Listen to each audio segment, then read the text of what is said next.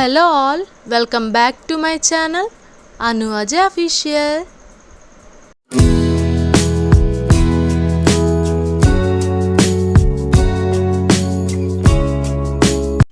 ఈ రోజు మన వీడియోలో వెజిటేబుల్ పులావ్ని ఎలా తయారు చేసుకోవాలో చూద్దాం.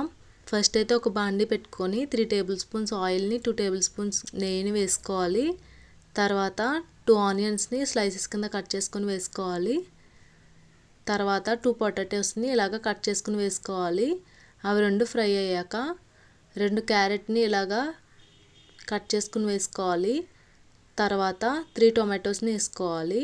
అవి కొంచెం మగ్గాక కొంచెం కొత్తిమీర కొంచెం పుదీనాను వేసుకోవాలి. ఇప్పుడు 3 టేబుల్ స్పూన్స్ రాక్ సాల్ట్ని వేసుకోవాలి. తర్వాత అల్లం వెల్లుల్లి పేస్ట్ వేసుకోవాలి.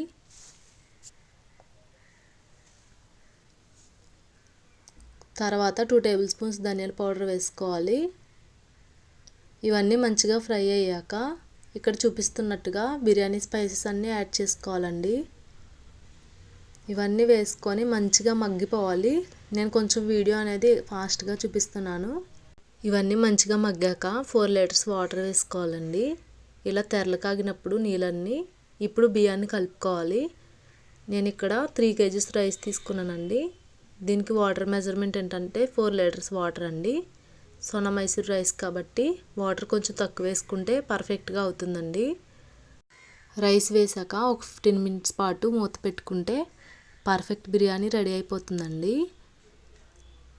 ఫైనల్గా కొంచెం కొత్తిమీర పుదీనా వేసుకొని దింపేసుకోవడమే.